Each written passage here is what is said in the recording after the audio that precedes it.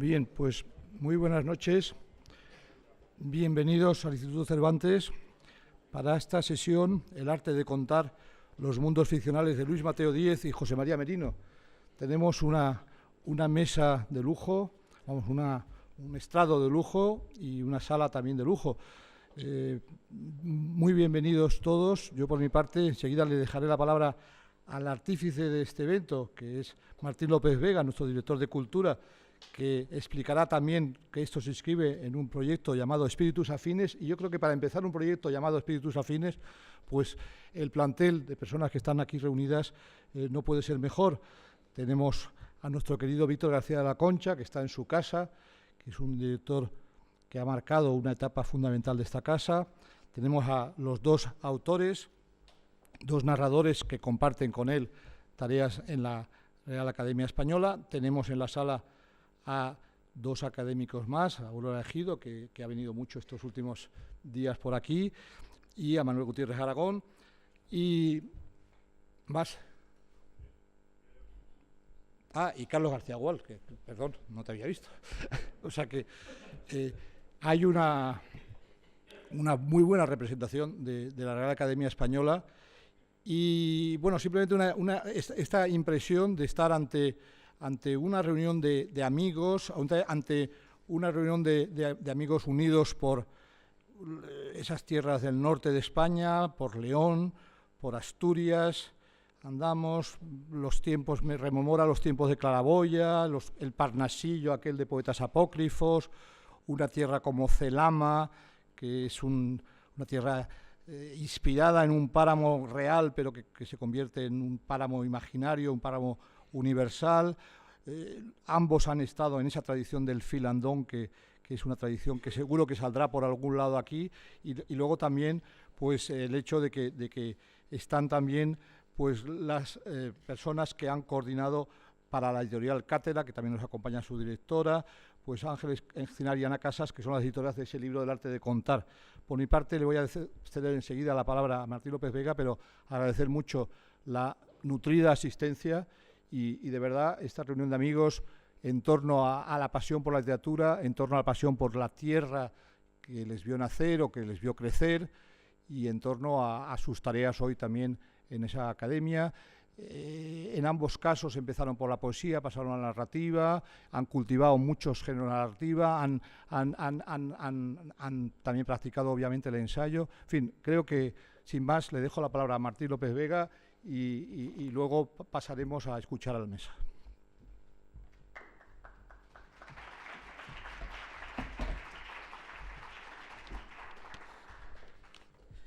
Buenas tardes y bienvenidos de nuevo al Instituto Cervantes. Recibimos hoy, inaugurando una serie de diálogos entre espíritus afines, a Luis Mateo Díez y José María Merino, novelistas y miembros de la Real Academia Española. La Academia Francesa, y también imitándola a la brasileña, llama a sus miembros inmortales, y hay casos como el de nuestros autores de hoy en los que tal calificativo nos parecería justo a sus lectores, que sabemos por experiencia que saben cómo suspendernos el tiempo.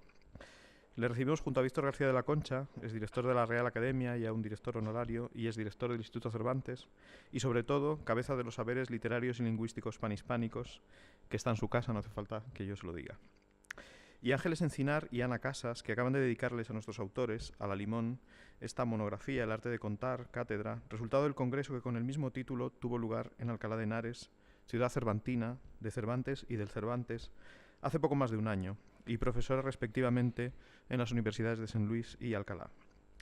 Dos espíritus afines, dos narradores intensos que han sabido incorporar los hallazgos de la narrativa universal más contemporánea a una forma de narrar que es también deudora de los viejos filandones, como decía nuestro director hace un momento, esas reuniones tras la cena en las que se contaban cuentos en voz alta a la vez que se realizaban labores manuales.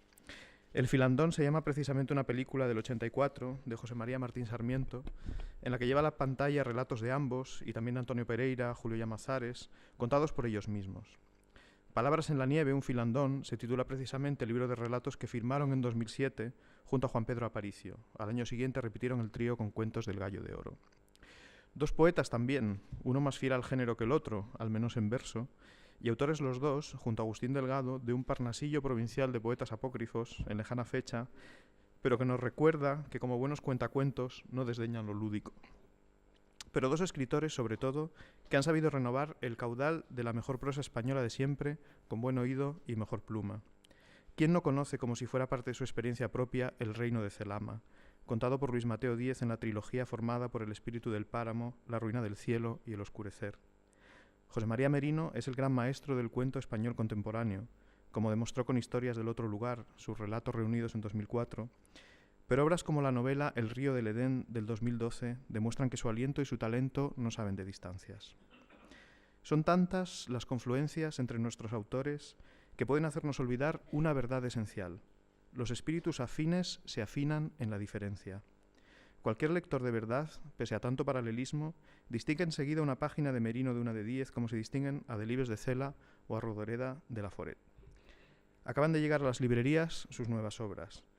El hijo de las cosas, de Luis Mateo Díez, una novela que su autor se atreve a calificar de humorística, según he leído, o casi, sobre la mala administración de los afectos. Y el libro Aventuras e invenciones del profesor Souto, de José María Merino, una nueva vuelta de tuerca a su mundo que recopila todas las apariciones en su obra de un personaje que se convierte así en autor, demostrando que nuestros protagonistas de hoy no solo son distintos entre ellos, sino a menudo también distintos a sí mismos, y pese a ello, o gracias a ello, siempre reconocibles. Como ha estudiado Aurora Ejido, la impronta del sueño es un sutil manantial de la obra de Luis Mateo Díez. De hecho, él mismo dedicó al asunto su discurso de entrada en la RAE. José María Merino, por su parte, ha contado en más de una entrevista que debe más de un relato al insomnio. ¿Empiezan por ahí esas diferencias sutiles que uno nota leyéndoles? Tal vez se nos revele hoy. Muchas gracias y bienvenidos de nuevo.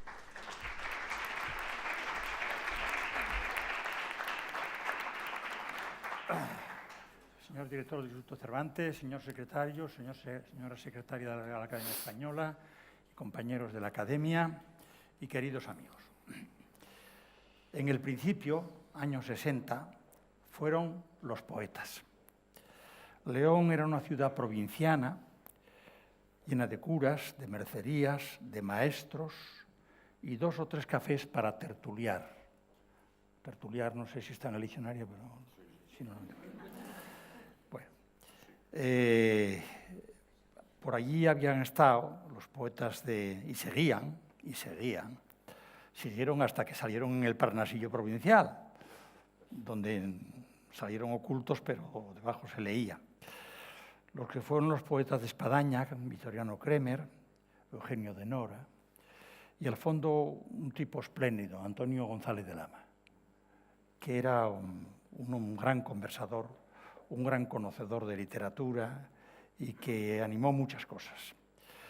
León era una tertulia entonces, era realmente una tertulia.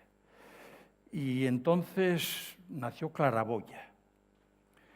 Claraboya nació frente a los novísimos. Yo entonces estaba por Barcelona y salía todas las tardes a pasear con Peras y Ferré, y los novísimos estaban en auge.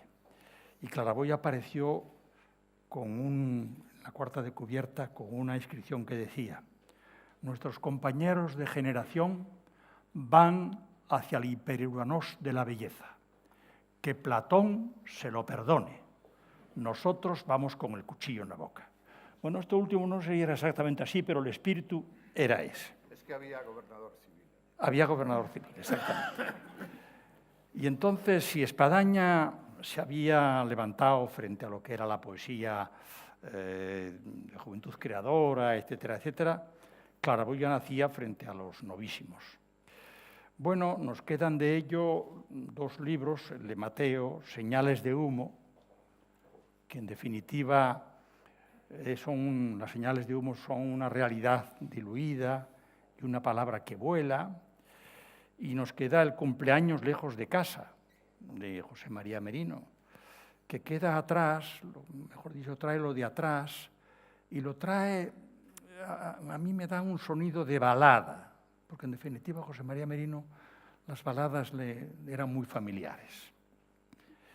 Bueno, para mí muy pronto fueron El chico de Florentino y El hijo de Bonifacio Medina, porque así los conocían en León.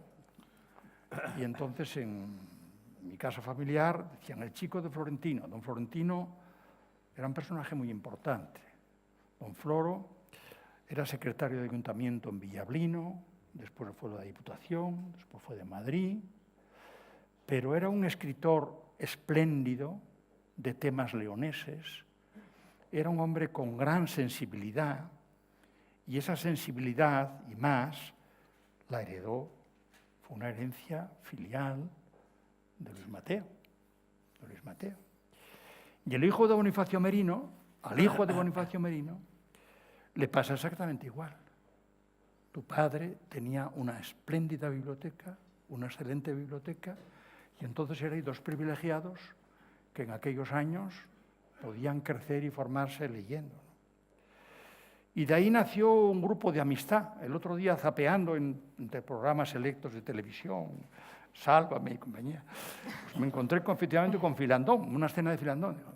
Bueno, allí estaba Pereira, Antonio Pereira, allí estaba Mateo, estaba Merino, estaba Julián. Faltaba Juan Pedro Aparicio. Es verdad. Que yo no sé si es que por entonces estaba de director del Cervantes de Londres. Creo que sí. No, más tarde. Pero... Más tarde. Bueno, el hecho es que de ahí surgió un grupo de amistad total, familiar y de amistad literaria.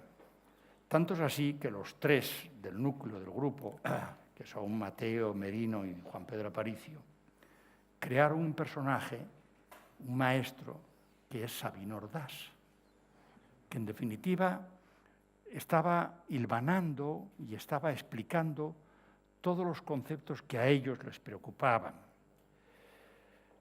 El León era una cultura oral, lo era. Lo eran los cafés, lo eran los tipos de gente. Gamoneda, por ejemplo, era cultura oral pura. Antonio González de Lama era cultura oral pura. Y, bueno, después emparentasteis con Ricardo Gullón, sí, que era un tertuliador, un tertuliano y un conversador impresionante, que hablaba de todas las cosas importantes de la literatura y de los métodos modernos. Hablaba con aire conversador como si estuviera en Astorga, exactamente igual que si estuviera en Astorga. Bien, en definitiva, este grupo se movía en torno a ¿qué? En torno a la palabra. Porque en el fondo de todo cuento y en el fondo de toda obra literaria hay una palabra. Mi madre, cuando éramos niños, a mis hermanos y a mí, sobre todo cuando estábamos enfermos, nos contaba cuentos. Y realmente no era más que un cuento. Y era un cuento que se reducía a lo siguiente.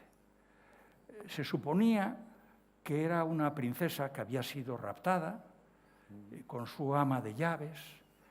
El ama de llaves se llamaba Cítara. Y entonces mi madre solamente contaba esto. Estaban encerrados en una torre y que periódicamente la princesa decía: Cítara, ¿viene pólvora? Ni viene ni asoma. Dice, ay, pobre de mí, en estos mundos sola. Bueno, esa era la palabra que podía germinar en una leyenda, que podía germinar en un cuento, que podía germinar en una novela. Yo me preocupé de repasar vuestros ingresos en la academia, que recuerdo personalmente muy bien. Y recuerdo que Mateo afirmaba allí, en su intervención, que la imaginación es memoria fermentada y que la memoria es maceración de la experiencia. La experiencia macerada es la memoria, y si la memoria fermenta, da la imaginación. Y con la imaginación va uno, vuela uno, se sumerge uno. Ahí sale, en definitiva, toda la literatura. Merino lo dice equivalentemente, porque dice que la ficción es una revelación mediante lo simbólico de lo que la realidad esconde. Y curiosamente, los dos, en su discurso de ingreso en la academia, contaron la raíz de su dedicación vocacional en la infancia a la literatura. Mateo estaba un día en Villablino, en la plaza, merendando una rebanada de pan con mantequilla y azúcar, que era lo que se merendaba entonces. Los niños bien.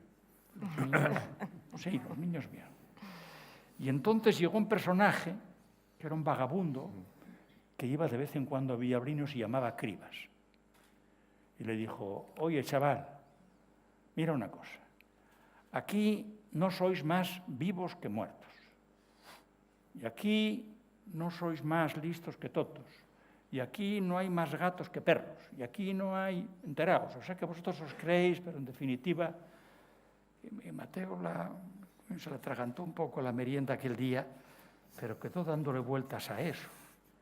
Y en definitiva, eso unido a otro personaje de aparición de infancia, que era un hombre que aparecía en su habitación y le tocaba con la mano y de pronto desaparecía, y Mateo se asomaba y lo veía en la calle, desaparecía, y naturalmente, bueno, quedó absolutamente condenado a tener que desarrollar eso en lo que era la novela, y una novela tras otra, ya no sé cuántas llevas. Antes le pregunté, ¿cuántos libros tienes?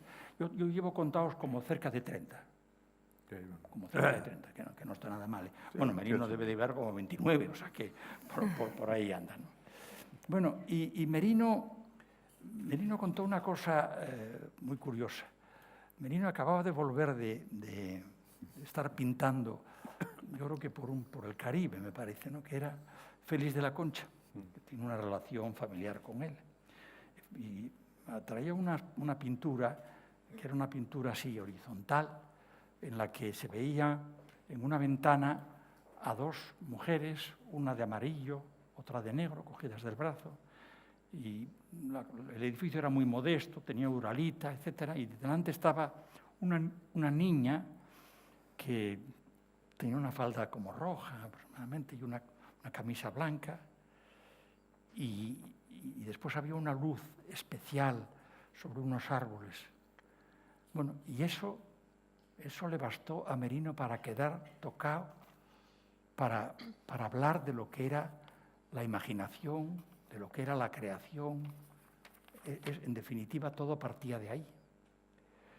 Bueno, al mismo tiempo, estos dos amigos son creadores muy prolíficos, no solo en número de novelas publicadas. Es que, Mateo, ¿cuántos personajes has parido tú? Más que familiares, deudos y demás. Tengo más personajes que parientes. Que han contado más de 400. Sí. Más de 400. Sí. Y 400 que además tienen todos la misma condición.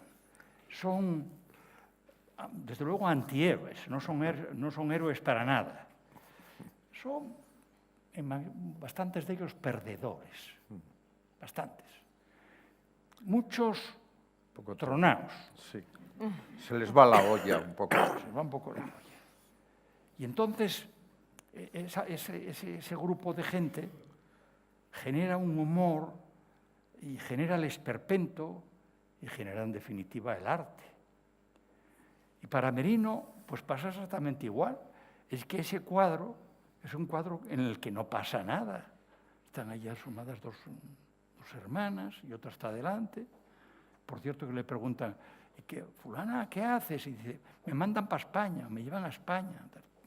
Bueno, pero Merino lo que hace es trabajar sobre lo ordinario, sobre lo normal, y trabajando así, ¿cuánto escriben estos dos leoneses? ¿Cuánto escriben? Novelas largas, novelas cortas, cuentos, ensayos. Bueno, pero yo les comentaba antes que, preparando un poco esto, hice un sondeo. Hay muy pocos escritores españoles, muy pocos, que hayan llegado tanto a los centros de enseñanza, vale decir, a la lectura de los chicos que hoy se están educando, como José María Merino y como Luis Mateo Díez. Y eso es un logro formidable. Un logro tan estupendo como el que Ángeles Encinar y Ana Casas han hecho, juntando parece que son 18 ensayos, el primero es de nuestra secretaria, 18 ensayos que dan una visión riquísima de lo que este par de leoneses, partiendo de una cultura oral, de filandón, de tertulia, de café, de León, pues han logrado hacer. Y esto es lo que se me ocurre decir. Muy bien, muchas gracias. Muchas gracias.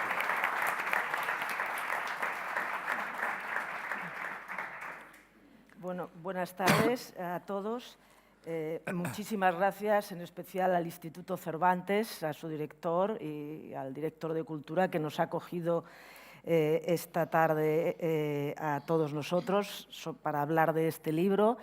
También muchísimas gracias a Víctor García de la Concha, que generosamente se entusiasmó en compartir con nosotros esta velada. Por supuesto, a los dos autores, que son los artífices de que podamos estar aquí y de que hayamos reunido 18 ensayos, como ha mencionado Víctor García de la Concha, en este libro publicado por Cátedra. Nosotras, Ana y yo, hace algo así como 2 años, en una reunión decidimos que queríamos hacer una serie de actividades en torno a la obra de Luis Mateo Díez y de José María Merino, porque nos parecen dos de los escritores más importantes en el panorama de nuestra literatura en el momento actual. Son autores innovadores, vanguardistas en muchísimas de sus obras, han ido siempre por delante de otros autores que luego les han seguido y nunca plegándose a modas ni a exigencias de editoriales, sino buscando siempre la calidad en toda su obra. Por eso comentábamos en una ocasión que son autores innovadores, modernos y clásicos en el sentido de la tercera acepción de la Real Academia, como estamos rodeadas de académicos, ¿no? Que dicho de un autor, dice el diccionario, o de una obra que se tiene por modelo digno de imitación en cualquier arte o ciencia. Y así son ellos dos y la obra de estos dos autores. Pues la primera ocurrencia que tuvimos, Ana Casas y yo, fue organizar un congreso internacional en el que participaron más de 70 profesores españoles y extranjeros analizando la obra de estos dos autores. Y nuestra segunda propuesta fue a la editorial Cátedra, a su directora, Josune García, que la propusimos que si le interesaba un volumen de ensayos en torno a la obra de estos dos autores y enseguida se mostró entusiasta en que lo pudiéramos hacer y este ha sido el resultado. Y ya hoy, pues, con esta reunión, esta velada en el Instituto Cervantes, pues para nosotras es un gran honor haber podido celebrar todas estas actividades. Lo que vamos a hacer es hacer un diálogo entre las dos, a la limón, con los dos autores. Los 18 ensayos que están en el libro, 15 son de profesores que van estudiando la obra de los autores, diferentes aspectos, temas, motivos recurrentes, etc. Y hay un ensayo que se dedica a la poesía, de la que tanto ha hablado Víctor García de la Concha, que fue el origen de los dos escritores, pero parece que las musas les abandonaron. Eso es lo que han dicho ellos en alguna ocasión. Y desde entonces se han dedicado siempre a la narrativa en las diferentes modalidades. Hay 4 ensayos del libro que hacen un estudio comparativo de la obra de los dos. Luego hay una serie de ensayos que se centran en diferentes obras o aspectos en la narrativa de Luis Mateo Díez y otros tantos sobre la obra de José María Merino. Y concluye el libro 3 miradas de autor, que son Manuel Longares, Julia Ochoa y Juan Jacinto Muñoz Rengel, autores que siempre han mostrado una gran admiración por la obra de Luis Mateo y de José María. Y sin más dilación voy a empezar a hacerles algunas preguntas para que ellos tomen la palabra Y empiezo con el artículo de Aurora Ejido, que nos acompaña esta tarde también, que abre con brillantez este libro. Y ella nos comenta cómo en la historia de la literatura española abunda el tratamiento de los sueños y propone ejemplos que seguro que a todos nos vienen a la mente, como son Los sueños de Quevedo. De la obra de Quevedo ella es una gran especialista. También nos habla de la obra La vida es sueño, de Calderón de la Barca. Y, por supuesto, pues nos viene también a la mente quizás uno de los caprichos, uno de los grabados de Goya, El sueño de la razón produce monstruos. Y entonces el elemento onírico, podemos decir, que está muy presente en vuestras obras, en las obras de los dos. Tanto en Luis Mateo como en José María Merino, el proceso onírico y la creación literaria van de la mano en vuestras ficciones. Nos gustaría que nos habléis de este tema desde vuestra perspectiva. Sí. Ya lo comentaba antes Víctor. Bueno, lo primero, muchas gracias por estar en el Cervantes. Para mí sigue siendo como estar en casa, o sea, es un sitio donde uno está más a gusto que en ningún otro sitio de Madrid, quitando la Academia. Sí, y no. Sí. Es verdad. Yo siempre tuve la sensación de que del alimento de los sueños es de donde venía mi capacidad de escribir, y de alguna anécdota como la que rememoraba Víctor, de algún tipo de encuentro insospechado, no sé, de momentos de la realidad que no parecían reales, sino soñados, que tenían como otra dimensión. Eso para mí era un aliento, un alimento que me empujaba mucho a la escritura.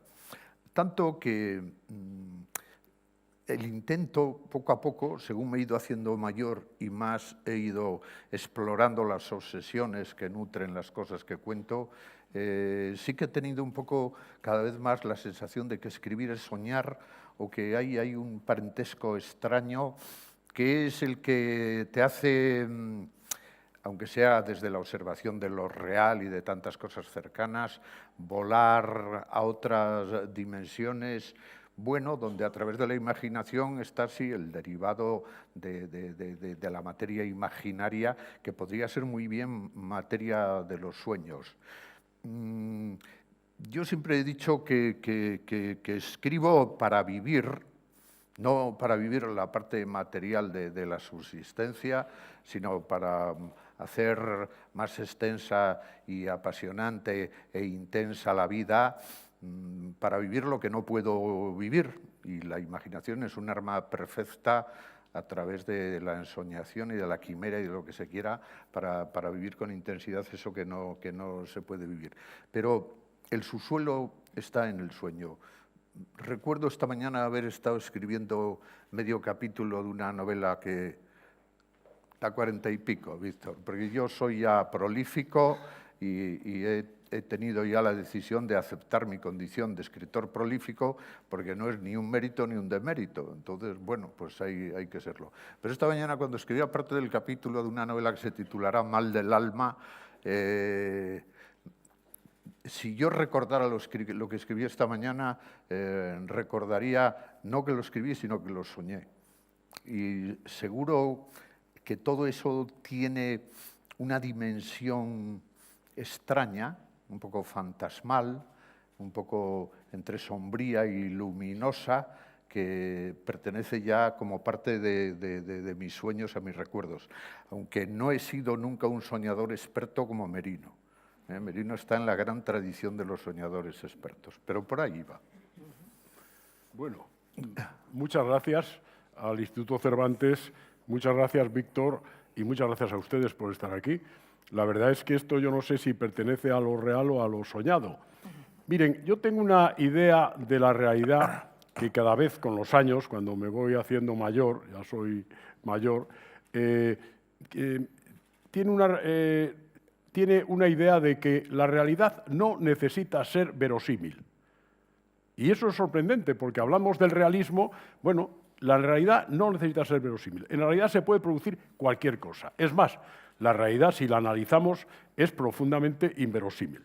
Que estemos reunidos todos nosotros después de, vamos a poner 500 millones de años de sucesión genética de los cordados, y que cada uno de nosotros coincida exactamente hoy, a esta hora aquí, a mí me parece inverosímil, pero es la realidad.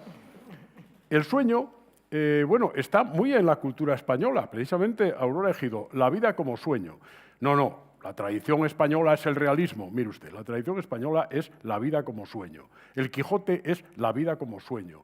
Y muchas de las cosas que vivimos en España hoy día, pues pertenecen más a la vida como sueño o a lo inverosímil que a la realidad, ¿no? Y yo creo que el sueño es esa parte, esa sombra, porque, por ejemplo, a mí me dicen, no, usted practica la literatura fantástica, pero diga, si usted sueña que vuela, ¿eso qué pertenece? ¿A lo fantástico o a lo real? Pero el sueño pertenece a lo real, forma parte de la materia, forma parte de lo que somos. Y yo creo que efectivamente, desde luego en la literatura de Luis Mateo, pero también en mi manera de afrontarla, está el sueño ya desde mi primer libro, e incluso el juego metaliterario que me gusta, la introducción de la literatura, digamos, de una literatura dentro de la otra, de una parte de realidad literaria y una parte de literatura soñada. Eso es habitual, ¿no? Y yo creo que la literatura tiene mucho que ver, en el mejor sentido, con el sueño. Va construyendo un sueño que, por otra parte, nos permite entendernos mejor a nosotros mismos. O sea que yo al sueño le agradezco mucho. Lo que pasa es que, como he sido insomne una larga temporada y ahora tomo mucho Lexatin, ya no sueño, es un desastre. Pero cuando soñaba me lo pasaba muy bien. Hay además una coincidencia, una familiaridad dentro de la conexión Merino-Mateo, y es que nuestros personajes sueñan, sueñan.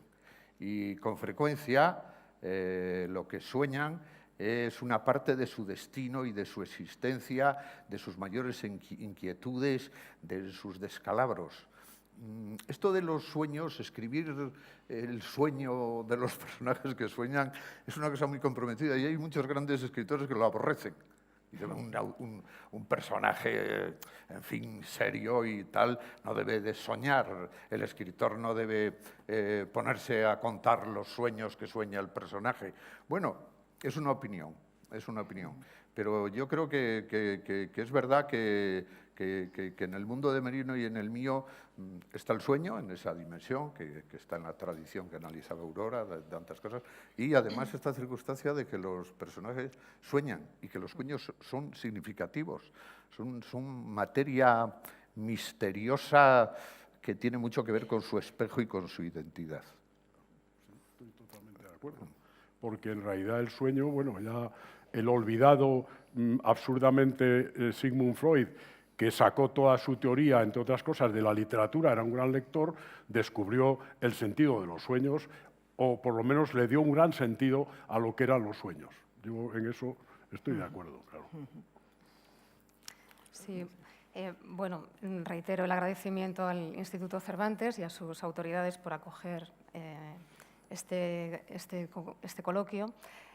Yo quisiera preguntaros por lo que Pozuelo y Bancos, en el artículo contenido en el volumen, ha llamado los estratos simbólicos de vuestra narrativa, ¿no?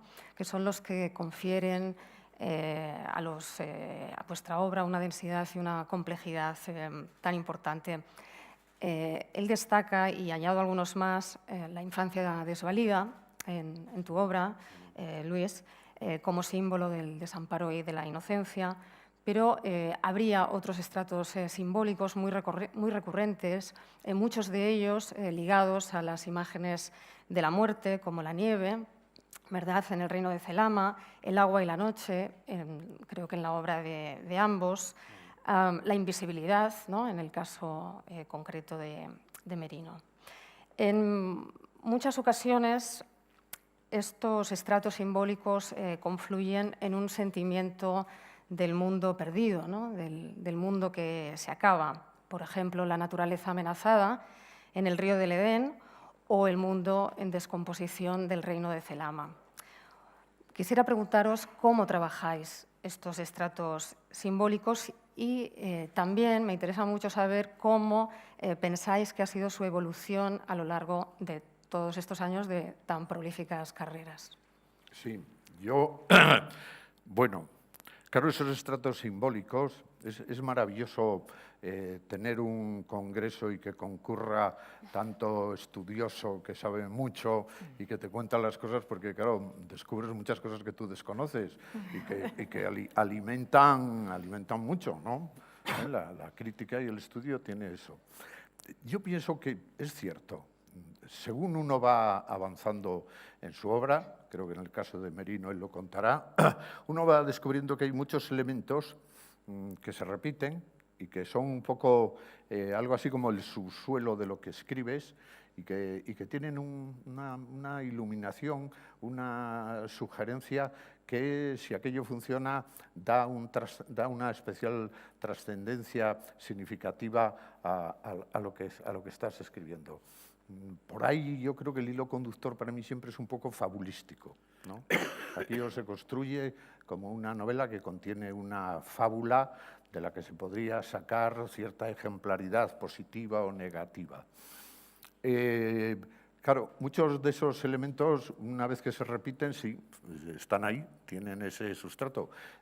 Uno no los ha repensado o los ha premeditado, pero están ahí. Hay la orfandad. Es un punto en toda mi obra.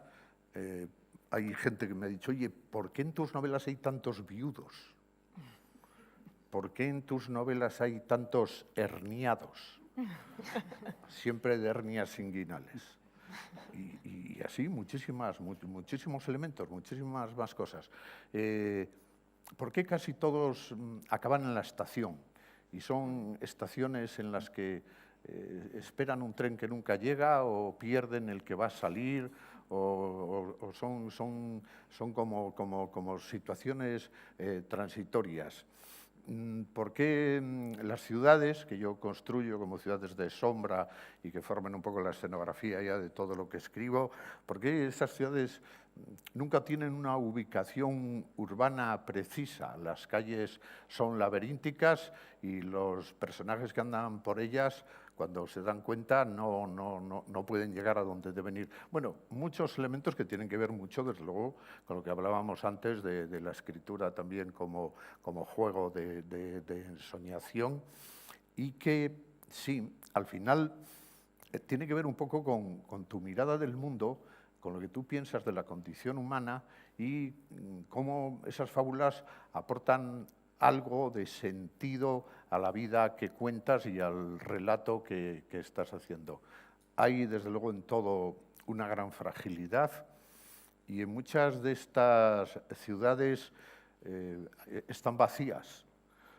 Indudablemente es una opción de que angustiosa, ¿no? Hay un vacío físico que es también un vacío a veces moral y un vacío mental. Y la mayoría de las cosas, claro, con esto es difícil construir un relato realista sobre unas convicciones razonables y explícitas, ¿no? Hay como una dimensión de irrealidad que es la que circunda todo eso, pero no sé por qué. No sé por qué en El hijo de las cosas, que es la novela que acabo de publicar, la ciudad está más vacía que nunca, en la que se desarrolla, y los coches que andan por ella se estrellan continuamente contra las farolas. Pero sale el conductor, pero en la mayoría de las ocasiones eso lo percibe un personaje, que tampoco le extraña demasiado. Dice, aquí el ayuntamiento no pone orden.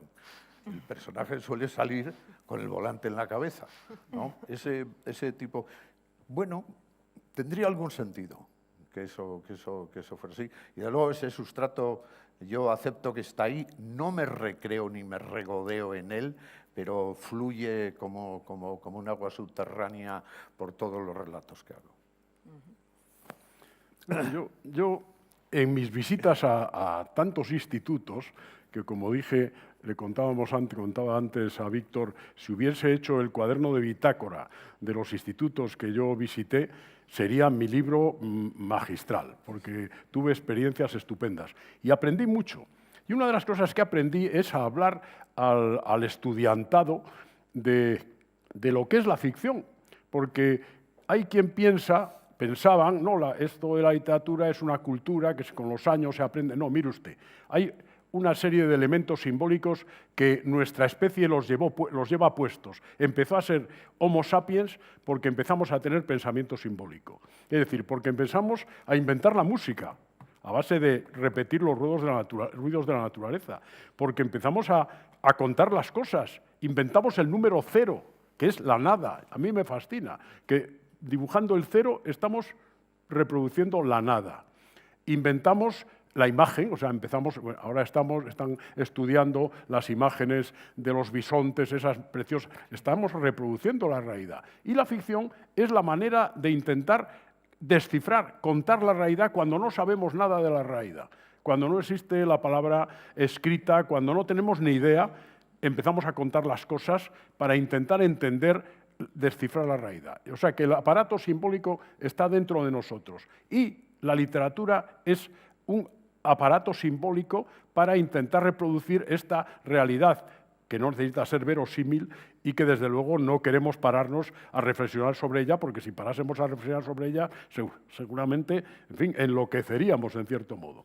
Entonces, para mí lo simbólico, bueno, hay, por ejemplo, elementos, arquetipos que llevamos puestos. A mí me encanta el del paraíso perdido, o el de la isla del tesoro. ¿De acuerdo? Que yo no sabía, antes de leer La isla del tesoro, que me fascinó, fue una de las primeras grandes novelas, yo no sabía que ahí estaba el viaje de los argonautas en busca del vellocino de oro. Pero es que todos llevamos dentro ese elemento y todos, en cierto modo, andamos buscando la isla del tesoro, andamos buscando el vellocino de oro. Pues que salga bien de este análisis del colon, que no pierda este empleo, que me toque la lotería, que, en fin, todos llevamos ese arquetipo. Y, por lo tanto, lo simbólico está en la sustancia de lo literario. Y a mí hay elementos simbólicos, por ejemplo, efectivamente, la pérdida del paraíso, la isla, la invisibilidad que citaba Ana, bueno, el tema del doble, ese tema de dónde está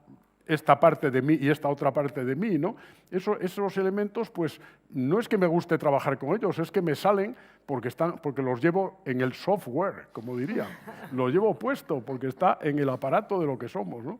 Y yo creo que lo simbólico está en la sustancia de lo literario. Sí.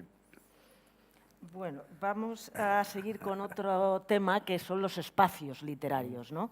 Natalia Álvarez precisa que sois dos escritores que reconocen la conexión entre la naturaleza y la ficción, entre paisaje y memoria, y que, por tanto, no rechazáis la propia vivencia y la geografía originaria a la hora de crear vuestros imaginarios, porque desde ese ámbito originario vuestro llegáis a la universalidad, bien a través de la mitificación, que está presente en muchas de vuestras obras, ¿no? Recuerdo, por ejemplo, las novelas del mito, ¿no? O bien a través de la simbolización, ¿no? ¿Qué nos podéis precisar de este proceso partiendo de vuestro espacio originario, de la memoria de vuestra infancia en la región leonesa y cómo luego se pasa a la universalidad de otros espacios, como por ejemplo también el laberinto, que está muy presente en todas vuestras obras, ¿no? El laberinto como el espacio que refleja la duda de la existencia y de la condición humana. Marín.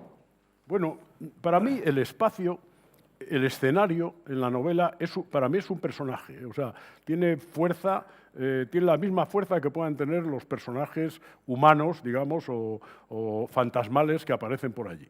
Yo creo que el escenario, y a mí me encanta, por ejemplo, que los románticos construyesen el Quijote, el escenario del Quijote. O sea, yo creo que se diesen cuenta de que ese espacio físico tenía una fuerza tremenda para determinar lo que eran los personajes, ¿no? Y yo creo que el escenario, el espacio, a mí desde niño, pues sí, me gustaban los espacios y sigo recordando los espacios que yo disfruté o viví de niño. Cuando escribí mi primer libro de cuentos, pues hago un homenaje a todos esos espacios. Es una especie de juego, ¿no? claro, los espacios, por ejemplo, pienso en este espacio en el que estamos. Bueno, visto desde la realidad, han pasado por aquí infinidad de conferencias y otros actos, no sé lo que pueda haber, pero este escenario está cargado de cosas, está cargado. Aquí hay emociones, sentimientos, seguramente elementos absurdos. Este escenario tiene poder por sí mismo. O sea, nosotros no queremos que nos caiga encima el poder, está gravitando y como es generoso, dice, no os voy a hacer caer todo el peso que tengo histórico, ¿no? Pero el escenario es importantísimo para que además los personajes muestren sus condiciones, sus calidades, sus contradicciones. Es importantísimo. Entonces, yo no puedo entender, y a mí, ya decía, precisamente esos escenarios que yo conocí de niño, pues bueno, me fueron determinando mi relación con el mundo físico, mi relación con el espacio, que sigue siendo así, porque incluso no he sido fiel siempre a los espacios de mi infancia, como no fue fiel Cervantes a la Mancha, vamos, esa mancha que él cuenta, pues es, bueno, una supuesta mancha, ¿no? Pero el espacio es decisivo para hacer funcionar los elementos dramáticos, el movimiento dramático. Y claro, pues cuando me ha interesado me he ido al Tajo, al supuesto Tajo, es decir, a un río donde alguien abandonó un tesoro y que luego pasa, en fin, tiene una serie de meandros que lo llevan por otros lugares.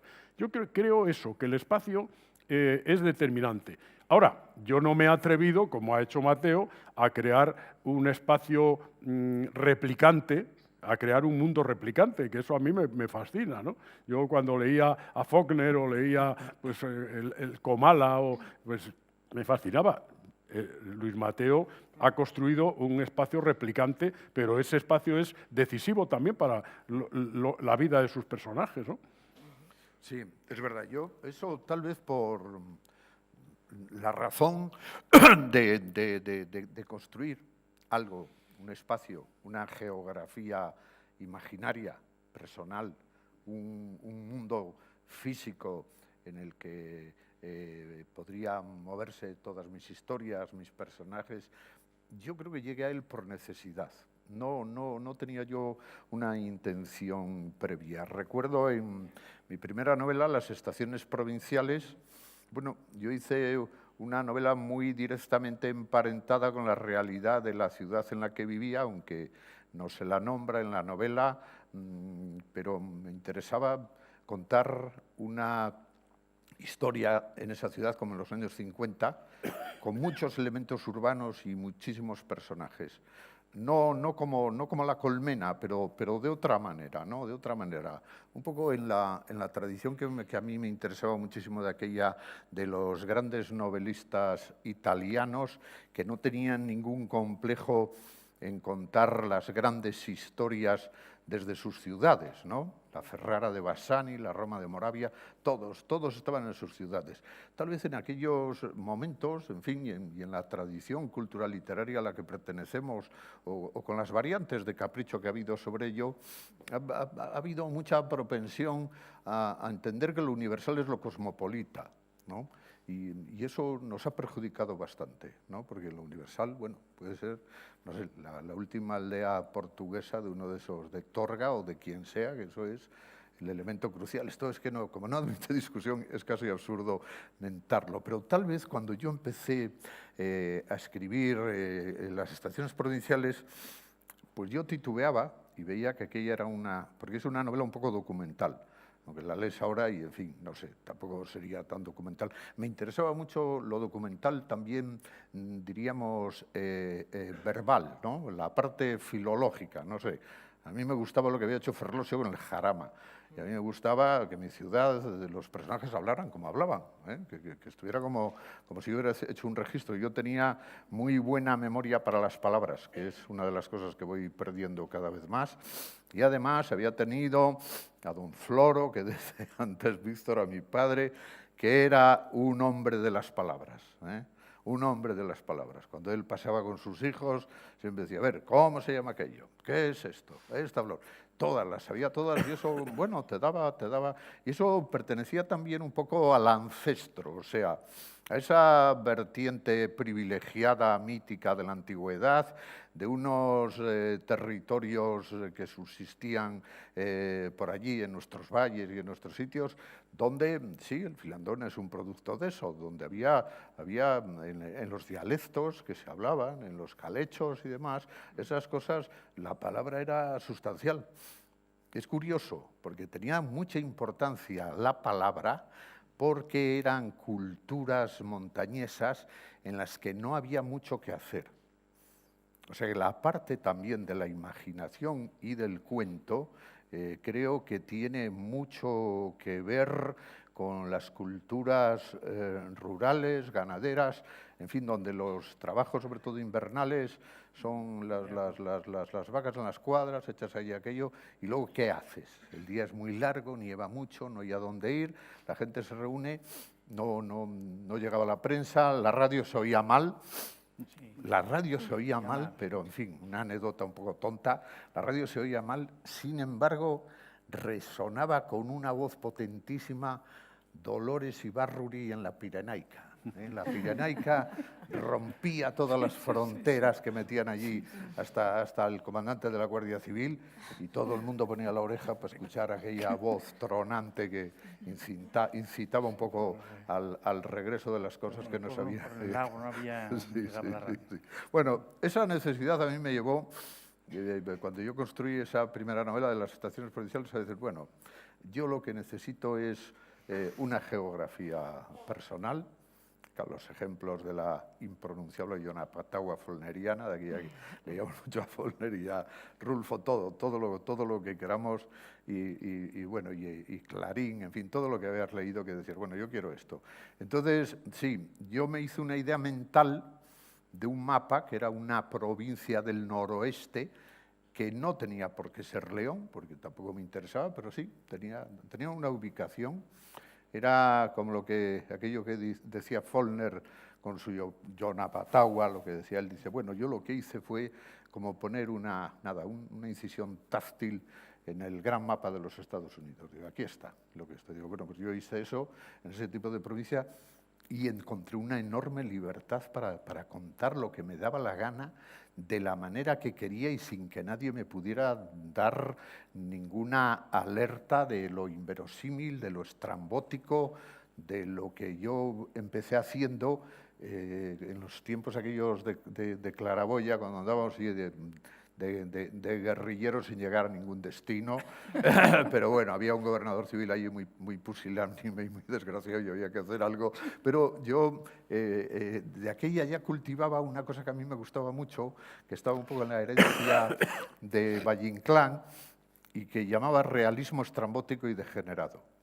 Entonces, con eso necesitaba, claro, una materia urbana donde, oye, lo que si a mí se me ocurría no tuviera que estar adscrito a geografías concretas. Ahí empieza ese mapa de esa provincia, muchas ciudades de sombra, porque son ciudades que están tal vez son muy oníricas porque tienen como muchos fantasmas del pasado, parece que tuvieron una existencia extraordinaria, un esplendor, ahora solo queda la ruina, la vejez, esa diferencia que a mí me gusta mucho entre lo antiguo y lo viejo, lo antiguo, la fascinación de lo antiguo y la penosidad de lo viejo y pendejo, ¿no? Muchos elementos de esos que están también en el sustrato simbólico. Y luego, en el suroeste de esa provincia había una comarca que se llamaba Celama. Tenía mucho que ver con una comarca de la realidad, del Páramo de León. En fin, yo había vivido allí muchas cosas muy importantes en mi vida, entre ellas un poco el final de mis padres, su muerte, su desaparición, muchas cosas que me nutrían mucho esos elementos.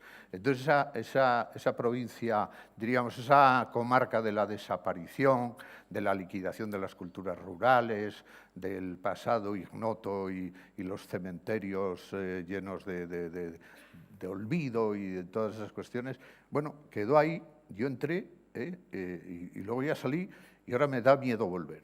Yo me había prometido a mí mismo hacer un libro que fuera Viaje a Celama, pero eso me da un poco en fin, no me acaba de seducir del todo. Ahora, Celama irradia mucho en todo lo demás de las provincias, sí.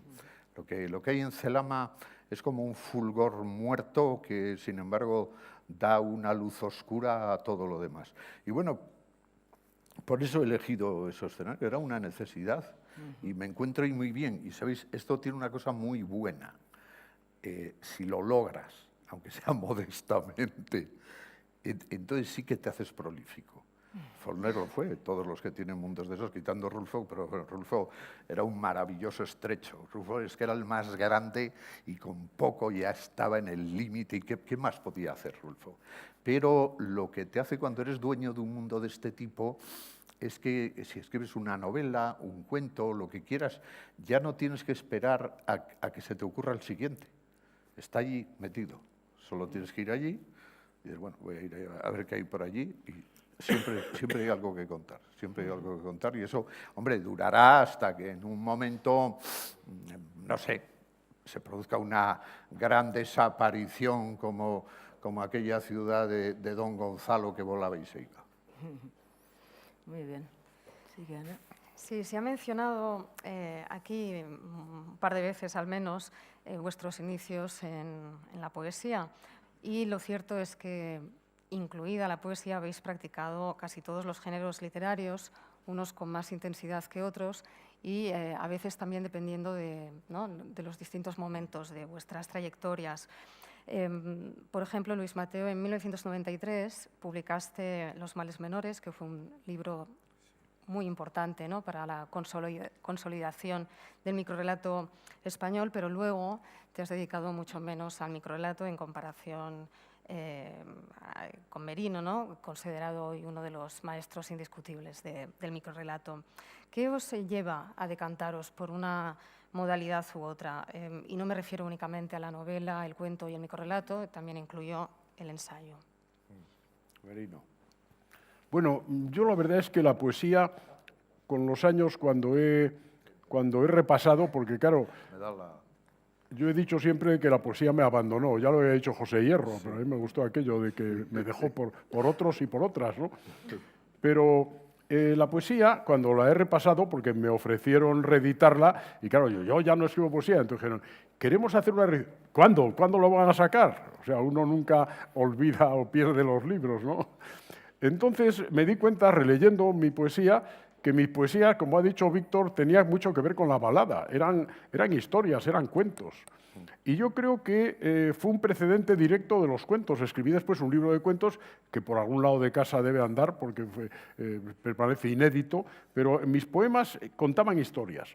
O sea, cuando dijo don Antonio Machado, a quien amo y respeto de una manera increíble, la poesía es palabra en el tiempo, yo estoy en desacuerdo con él, porque la poesía es la palabra sin tiempo, es la palabra ahí, inmóvil, manifestando, mostrando para siempre eso que dice. Lo que es palabra en el tiempo es la narrativa, el cuento, eso es palabra en el tiempo, ¿no?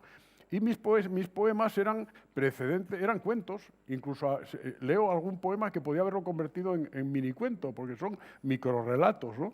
O sea que fue un precedente para mí del microrrelato, que lo descubrí mucho más tarde, pero sí del cuento. Ahora, la poesía para mí fue un gran taller, porque ahí descubrí que las palabras, los sinónimos, ni saben, ni huelen, ni miden, ni pesan lo mismo, y que cada palabra tiene un sentido y un destino dentro de la oración, dentro del discurso, ¿no? La poesía me enseñó muchísimo. E incluso si releo mis poemas, que algunos son homenajes al tango, era un ajuste de cuentas con lo que fue mi infancia y mi juventud, pues los releo con gusto. Digo, caramba, no manejaba yo mal esto, pero eran cuentos. Y eso luego hizo que derivase naturalmente hacia la narrativa. O sea, no me dejó la poesía, es que yo nunca fui de verdad un poeta, yo era un narrador. Sí, yo en eso... Yo hice un viaje totalmente convencional, sin ser un cabezón ni nada racionalista, porque era un desastre para todo y nada me importaba más de lo debido y, en fin, el desorden. claro, son de esas cosas, una cosa muy bonita es decir, bueno, me dedico a la literatura para poner orden en mi vida, porque, claro, hay que hacer algo, en fin, que te sujete un poco. No, pero sin embargo hice un viaje convencional. Empecé escribiendo cuentos, ¿no? Entonces yo escribía cuentos y yo decía, bueno, se acabó, esto es lo mío, el cuento. Y eso era, ¿no? Yo no sabía casi lo que era ni microrrelato ni nada, el cuento. Un cuento estricto de una pequeña historia, lo de siempre. Y de pronto un día un cuento, yo dije, joder, esto no me sale, este cuento no da para cuento. Y dije, esto da para novela corta. Podía dar para novela larga. Pero yo dije, joder, para novela larga, después de lo que estoy diciendo, que solo escribo que cuentos a los amigos, me van a decir, oh, Mateo, ¿qué? ¿Una novela de 800 páginas? No. Entonces, es verdad que aquello tenía una deriva y con absoluta convención y naturalidad, pues aquello derivó en una novela corta que sí, la anécdota se ampliaba, el escenario tenía más dimensión y, sobre todo, había más personajes o los personajes empezaban a hablar mucho o a hablar más de lo debido, que es lo que les suele pasar a mis personajes en mis novelas, que hablan por los codos y cuando ya no tienen nada que decir cuentan un cuento que a la vez es un trasunto de lo que quieren decirte que les ha sucedido. Cuentan una ficción que se inventan para no contar lo que quieren confesar porque a veces son un poco tímidos o muy desvaídos o andan por otras cosas. Bien, hice la novela, ¿tal? Y entonces, pues un día tuve otra idea y digo, coño, esto no me cabe ni en un cuento ni en una novela. Y lo que sí iba haciendo es que cada vez que pasaba a lo uno, cerraba lo anterior. Digo, bueno, pues ahora escribo novelas cortas. ¿Ya no escribes cuentos, Mateo? Digo, pues ya no escribo cuentos, ahora escribo novelas cortas. Pero luego enseguida, claro, la novela corta, que es para mí un poco el género que requiere un poco el límite de la perfección en narrativa, ¿no? Las grandes, esa cosa tan maravillosa que hay de un Tolstoy en sus novelitas cortas a ese Tolstoy grandioso e infinito y ver cómo toda la intensidad está también en ese pequeño relato, en esa novela corta. Bueno, ahí me expandí y empecé a escribir novelas que, claro, ya tenían otra dimensión. Y ahí yo me reconcilié, diríamos, con el encuentro de un mundo que tendría mucho que ver con esto que os acabo contando antes, y eso sí, permitía que hubiera muchos personajes, que pasaran muchas cosas, que hubiera muchos sucesos y que aquello tuviera, diríamos, unas dimensiones mayores, así de convencional era la cosa. O sea que cuento, novela corta, novela, y ya en un momento determinado, pues dije, hombre, ¿y por qué no vuelvo un poco hacia atrás? Y entonces he hecho viaje de ida y viaje de vuelta. Y he estado escribiendo cuentos, novelas cortas, novelas largas, novelas cortas, cuentos. Y un día, pero esto es algo puramente espontáneo, me encontré escribiendo unos relatitos que eran diminutos, a los que hemos acabado llamando microrrelatos. Bueno, todavía la terminología, no sé cómo la tenemos en la Academia, Merino, tú que te has encargado de eso. Porque la investigación está muy avanzada. Está muy avanzada. Bueno, eso quiere decir, señora secretaria, que está ya, que ha pasado a los lexicógrafos de arriba. Bueno, pues entonces yo empecé a hacer unos apuntes, pero esto cuando yo ya era novelista y hacía de todo. Y sí, salían unos relatos muy estrictos, muy pequeños, que tenían una cosa muy buena, y es que cuando te llamaban a algún sitio los leías y tenían una gran eficacia. ¿Sabes? En lo oral eran maravillosos. Porque claro, si ahora tuviéramos que leer un cuento de 10 folios, esto sería una cosa horrible, aunque fuera el mejor cuento del mundo. Pero los microrrelatos, y esto es lo que nos ha dado luego ese juego maravilloso de esta especie de filandones posmodernos internacionales en los que Merino, Aparicio y yo estamos metidos desde hace 15 años por todo el mundo, pues tienen un éxito tal. Pues yo los hice. Y entonces me los guardé en una carpeta y esos son los males menores. Con una gran desgracia que siempre cuento, y es que yo hice como 50 o 60. Los metí en una carpeta y tampoco se los enseñaba a nadie, porque, no sé, yo veía ahí un producto especial. hasta que hubo la primera gente que los apreció y dijo, no, hombre, esto tienes que publicarlo, son muy bonitos, esto además ahora va a ser, es como un anticipo de un género que viene, que en fin, que va a tener mucha implantación y mucha cosa. Y entonces lo que hice fue una tarde, nunca me olvidaré, en Oviedo, en la pensión donde yo vivía, los saqué todos, los puse y me dije a mí mismo, seamos estrictos, Mateo, aquí hay 50 y tantos o 60, vamos a dejar 32. Y los otros, como todavía no había ordenador ni memoria de esa, me los cargué todos. Y luego, algunos amigos que lo habían leído siempre me decían, ¿habrás dejado el de Barba Azul? Digo, no, lo he roto. Ese era el mejor. Y he sufrido... Bueno, he tenido que hacer un esfuerzo de memoria para no acordarme de aquello, pero tengo la convicción de que los mejores son los que quité. Y eso es una, diríamos, es un compromiso y un asunto que yo se lo aconsejo a los escritores jóvenes. Y tú tira más que conservas, pero es muy arriesgado, porque uno nunca sabe lo que tira. Sí, está saliendo mucho el espacio, ¿no? La importancia que tiene en todas vuestras obras. Tú has mencionado, Luis Mateo, el espacio, el reino de Celama, ¿no? Con Celama y todos los otros territorios, porque luego has ido extendiendo todas tus ciudades de sombra. Por ejemplo, en Vicisitudes hay muchas de esas ciudades de sombra. En las 85 historias transcurren casi en diferentes pueblos, ¿no? En ciudades. Y ahora en esta última, El hijo de las cosas, transcurre en Oceda, ¿verdad? Que es también, digamos, que una expansión de ese territorio imaginario, ¿no? Y en la obra de José María Merino vemos, como señala en uno de estos ensayos Marta Altisent, la permanente vuelta hacia la naturaleza, ¿no?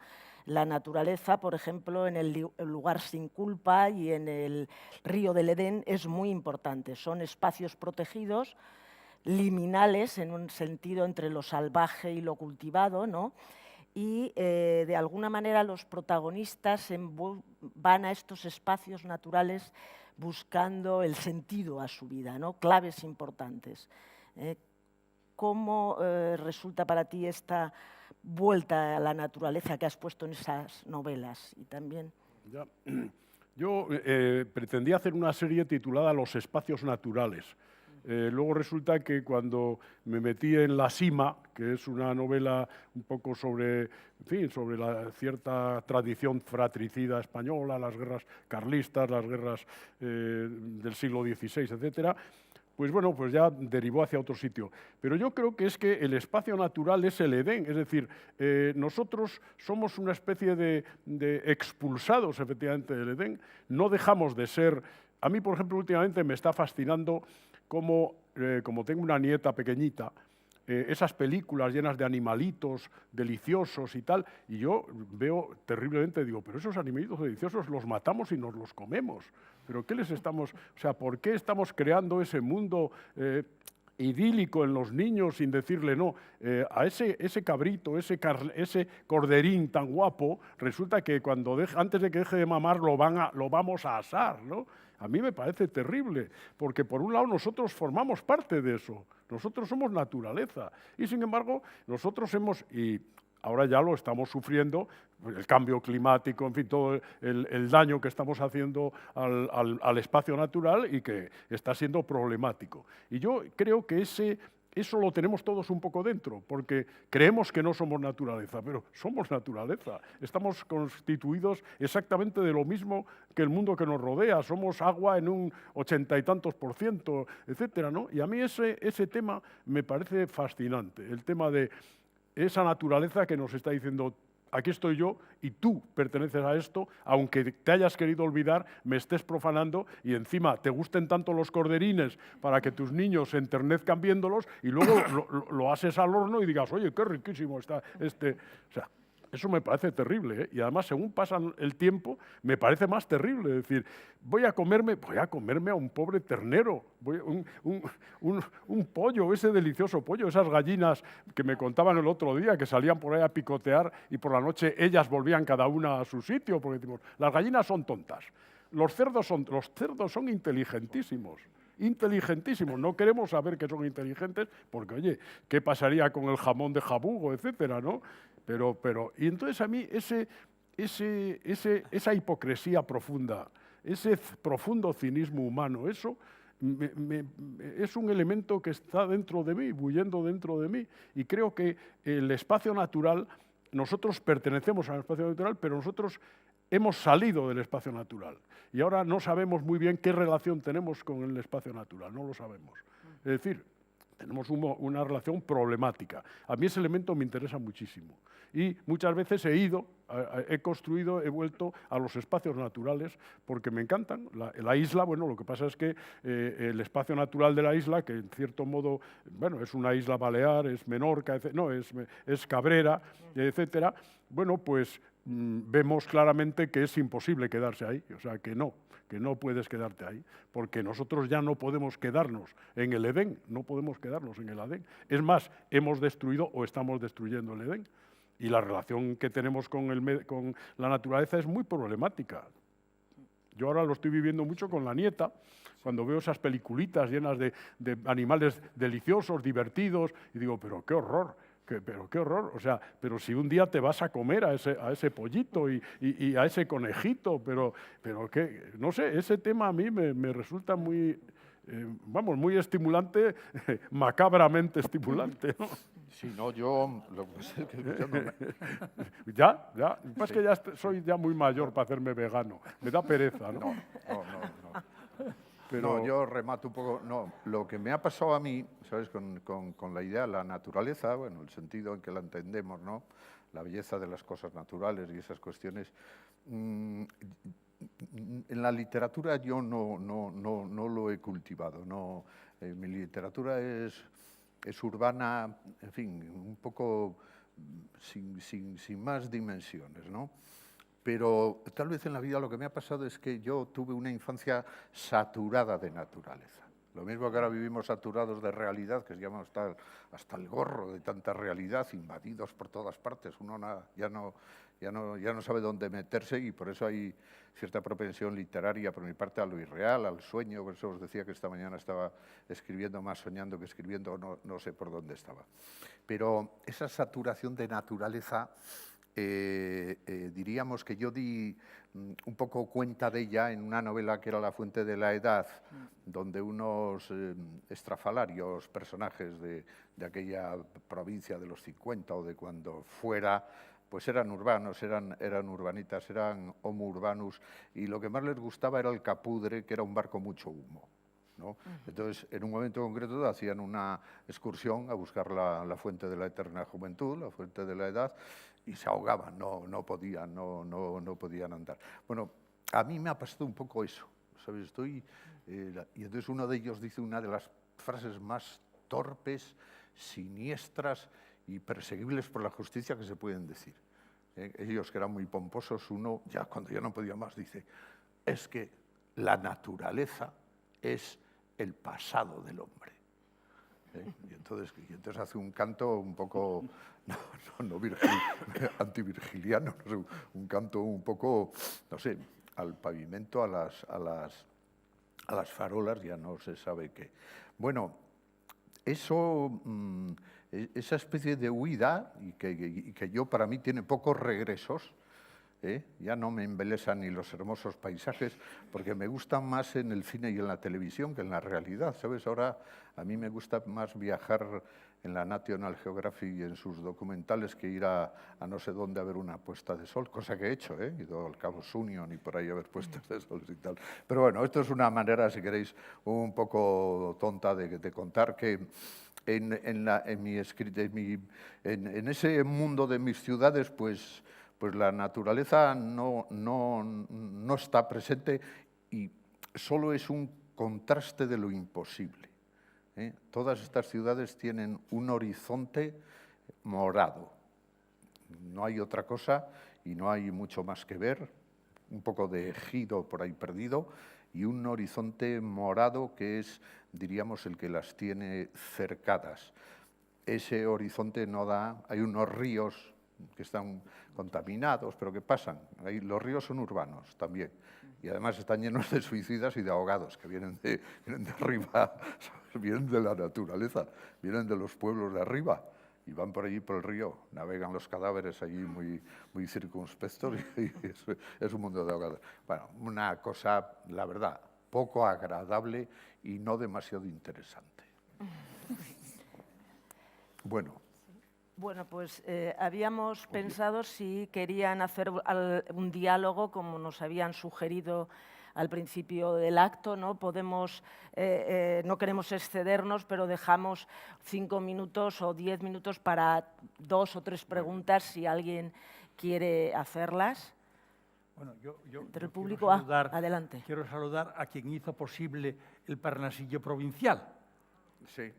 el que ayudó a su publicación, que es aquel señor que está allí, que no es nada amigo nuestro. Sí, no, es muy amigo. Don Manuel Núñez. Don Manuel Núñez. Don Manuel Núñez, sí. Sí, maravilloso editor de una obra complicada y editada por él con un gusto extremo. Era más bonita la edición que el contenido. Bueno, monólogo.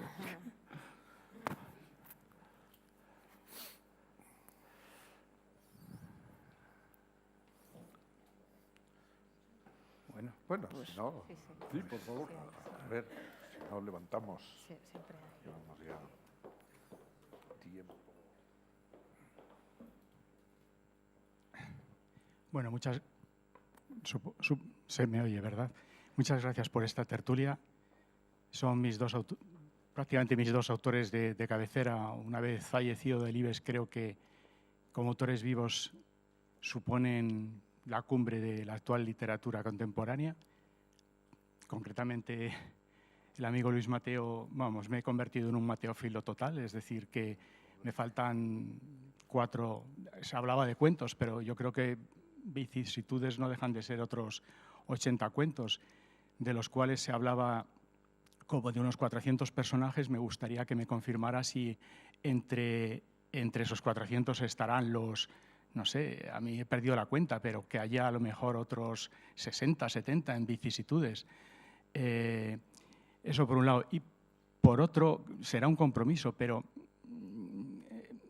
entre 2 o 3 obras elementales porque creo que he leído casi todo, pero que ustedes consideren imprescindibles ante alguien que se hayan perdido su literatura, que creo que aquí sería muy excepcional, ¿por cuál se decantarían? Nada, muchas gracias. Yo estoy esperando ya con el hijo de las cosas, ¿no? Si nos anticipa algo, no pierdo nada en lo que se edita, o sea que... Yo tengo muchos personajes, es verdad, y me gusta mucho aquella definición que hacía Irene Nemirovsky de la novela. La Nemirovsky decía que toda gran novela es un callejón lleno de gente desconocida. Bueno, para eso han servido fundamentalmente las novelas, para conocer gente. O sea, en las novelas se conoce gente además muy interesante, más interesante que en la realidad y que en la vida, a muchos de los cuales no tenemos por qué querer nada. Hay personajes abyectos, asesinos en serie, hijos de la gran, pero todos en las novelas los conoces intensamente y mejor que en la vida. Y lo bueno que tienen las novelas como espejo de la vida es que te ayudan a conocer a las personas que merecen la pena. O sea que sin leer novelas todos sabemos que somos más pobres, vamos, sin leer novelas, sin ver películas, sin ver arte, sin estar en estos otros mundos. Que yo pudiera, yo cuando me hacen esta pregunta de que por qué novela o por dónde, yo siempre digo que por la última. O sea que yo la que recomiendo es El hijo de las cosas. Un enciclopedista, Helvetius, dijo que la novela era la historia del corazón. Y a mí me gusta recordar eso porque en la novela, bueno, él decía la novela, la narrativa, la ficción, es la historia de lo que somos los seres humanos. Yo tengo un cuento en el cual aparece en un día, se levanta un individuo que ha tenido unos percances y va a buscar novelas y resulta que no hay ninguna novela. El Quijote es la historia de un hidalgo que no sé qué, en fin, que acaba en Toledo en un recluido. No hay novelas, pero si no existiesen las novelas, no sabríamos lo que nos pasa. Es como le pasa a Madame de Renal en El Rojo y el Negro, que cuando la conquista Julián Sorel, un joven imberbe a una señora rica, guapa, casada, etc., y dice Stendhal, como Madame de Renal no leía novelas, no sabía lo que le estaba sucediendo. Bueno, a mí una vez me pidieron, y creo que Luis Mateo también estuvo, en una especie de recorrido por Castilla y León hablando de los 10 libros de tu vida. Sí, Y entonces yo, el que me acompañaba, Ernesto Escapa, un día me dijo, oye, Merino, tenemos un problema, porque es que esto se va a publicar y tú en cada sitio hablas de 10 libros diferentes. Es que no puedo, o sea, no te preocupes que yo lo arreglaré. Bueno, lo he arreglado de un modo un poco chapucero, hablo de más de 10, pero parecen 10. Bueno, ¿qué novela? Pues mire, me pasa como a Luis Mateo. Lo último que he publicado es un libro de cuentos que es Aventuras e Invenciones del profesor Souto, recomendaría eso. Y una novela, pues la última que he publicado, Musa Décima. A lo mejor quiero más a otras o me acuerdo más de otras, pero al final hay que quedarse con lo último. Sí. Bueno. Pues si el director lo autoriza, Si el director lo autoriza, damos por ¿no? terminados. Muchas gracias a todos y muchas gracias Muchas a todos. gracias.